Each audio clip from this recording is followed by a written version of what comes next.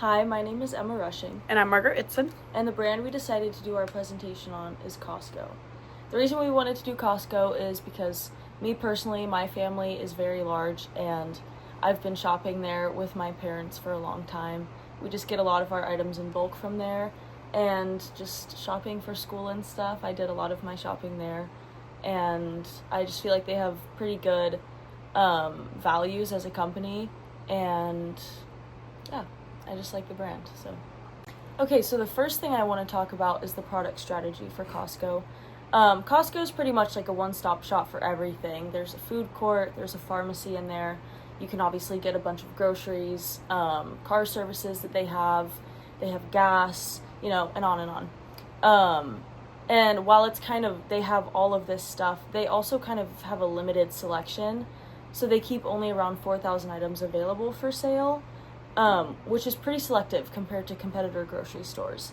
And what this does is it increases efficiency, kind of gets things like in and out of the shelves, and then it also makes the shopping experience more simple. So that just reduces psychological stress on the consumer. It's a small thing, but it definitely has a big impact. And then another one of their product strategies is incorporating Kirkland's signature brand products. This is a low-cost but quality alternative to popular brands, more name brand stuff, which reinforces the idea that the customer is getting value out of this, and also trust, because the brand is only offered to Costco members. So it kind of gives this feeling of, okay, Costco's looking out for their members by making sure that they have access to the best deals available. Next, I'm going to talk about price strategy. So, one of the reasons that Costco is such a successful store is because of its annual membership fee. It acts as a sunk cost. So, initially you pay an amount, whatever the membership costs, and with that amount you can get access whenever you want to any Costco around the world, which is really nice. It leads to repetitive visits and customer loyalty because of how many options they have at the store. It's just such an easy store to go to at all times, especially when you're traveling and things like that. Like, you just know Costco's the place to go because it has everything you want, and you're a member, so you can get in. It also has low markup pricing, cap around 14 to 15%, which again reinforces the idea of trust and fair pricing. Okay, I'm going to talk about the distribution strategy now. Costco has these kind of trademark warehouse style stores with, the concrete floors, tall shelves, minimal decor, like this big warehouse lighting, all that stuff. And they have a very efficient layout. So like I said, they have these tall warehouse shelves, and then big aisles also designed to make shopping faster, and buying in bulk is just a lot easier. And then the last part of that is kind of the limited selection that they have. So this makes it a lot easier for the shopper to actually find what they need when there's not all of these competing brands and stuff of the same product. So yeah, it just makes the shopping a lot easier, simpler, more efficient. Okay, next I'm going to be talking about the promotion strategy. So Costco does a very simple promotion strategy. It's just simply word of mouth. As simple as it is, it's a very effective promotion strategy because of how often people talk about this store, this product, whatever it is. Like, word of mouth gets around. Like, it's a very quick and easy way to make something become popular. Another promotion strategy that Costco uses that is, again, super effective is their memberships, because of how it can provide rewards and make people just want to come back because of what a membership can provide for the store. So again, it's almost like a inclusivity thing, because you can only go to Costco if you have this membership, or at least check out. You can go in if you want, but can't get anything. So Costco, you need a membership to buy anything, which I think is a very good promotion strategy to have, because you get money with the membership and you also get money with buying something from the store. Okay, so next I'm going to be talking about the story that Costco wants to create, just the story behind their brand.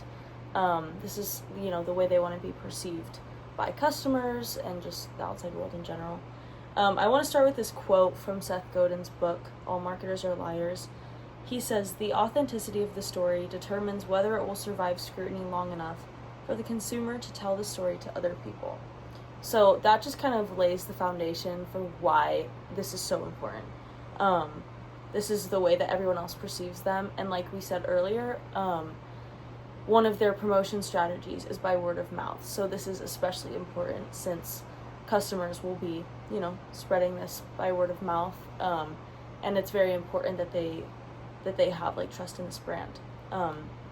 So the 3 pillars that we kind of picked out from the crowd were value, trust, and exclusivity.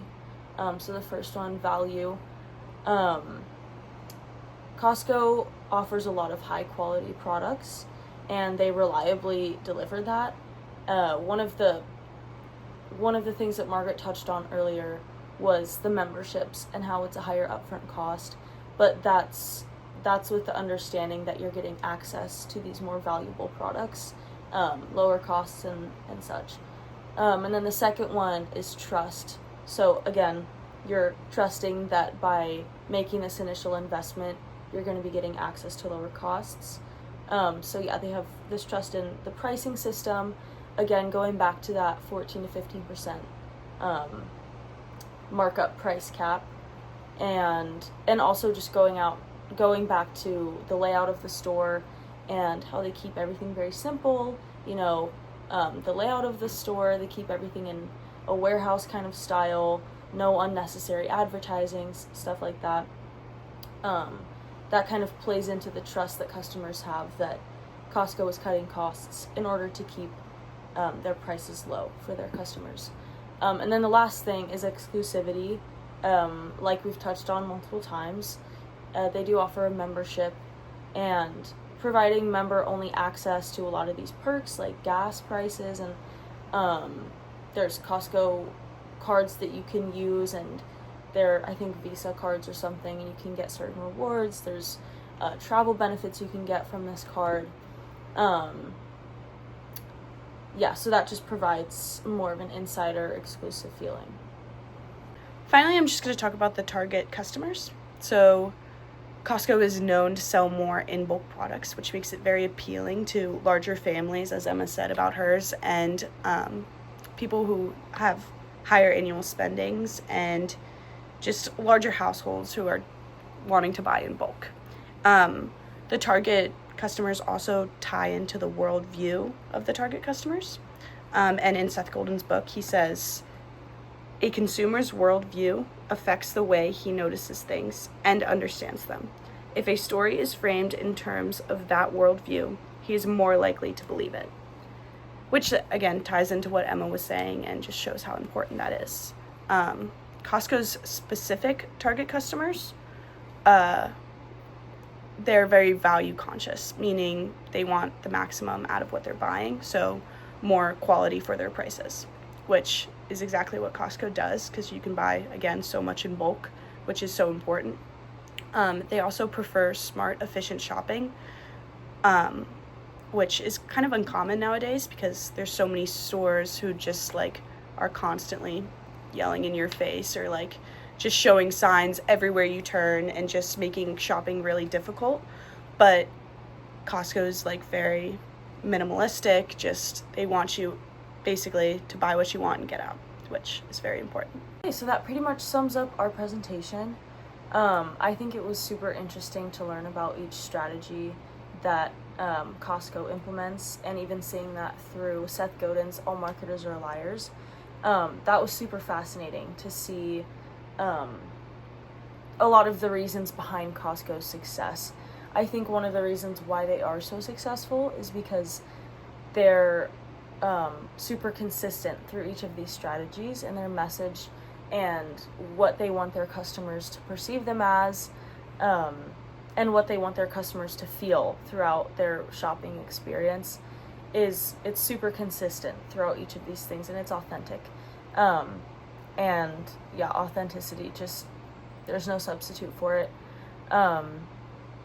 Yeah, and it's interesting to see how Costco doesn't just sell the products, it also sells more of an identity, more of okay, I belong to something, and I trust this brand that they're going to deliver on all of the fronts that they promise, because they have been consistent in that, and they just, consistently deliver. So anyway, thank you for watching our presentation, and have a good rest of your day.